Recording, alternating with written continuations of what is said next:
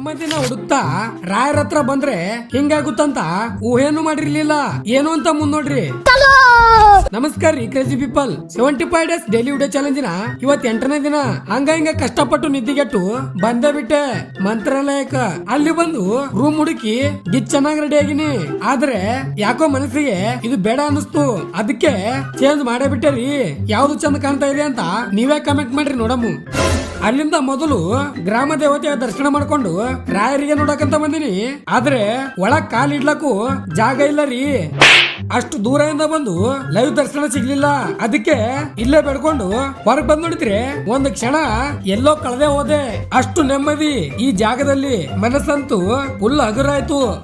ಅದೇ ಖುಷಿದಾಗ ಏನೋ ಕುಡಿಯಕ್ ಬಂದಿನಿ. ಎಲ್ಲೇ ಇದ್ರು ಹೆಂಗೆ ಇದ್ರು ಸಸ್ತಾನಚ ಮಾತ್ರ ಮಿಸ್ ಆಗ್ಬಾರ್ದು ಕಣ್ರಿ.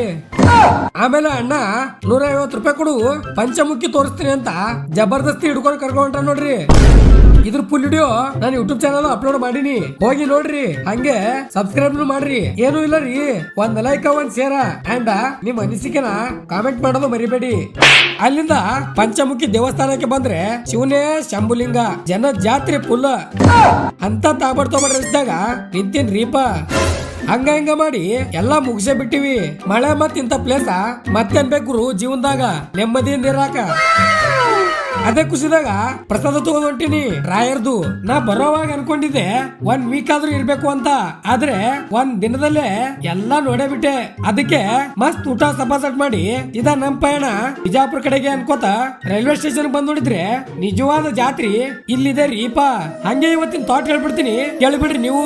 ಆಡಿಕೊಳ್ಳುವ 100 ಜನರಿದ್ದಾರೇನು, ನೋಡಿಕೊಳ್ಳುವ ರಾಯರು ಮೇಲಿದ್ದಾರೆ. ಇತರರ ಮಾತಿಗೆ ತಲೆ ಕೆಡಿಸಿಕೊಳ್ಳದೆ ಮುಂದೆ ಸಾಗುವುದೇ ಜೀವನ ಅಂತ ಹೇಳ್ತಾ ಇವತ್ತಿಗೆ ಇಷ್ಟ ಆದ್ರೆ ಲೈಕ್ ಮಾಡಿ. ಮುಂದೆ ಸಿಗಮ್ಮು. ಜೈ ಹಿಂದ್, ಜೈ ಕರ್ನಾಟಕ ಮಾತೆ.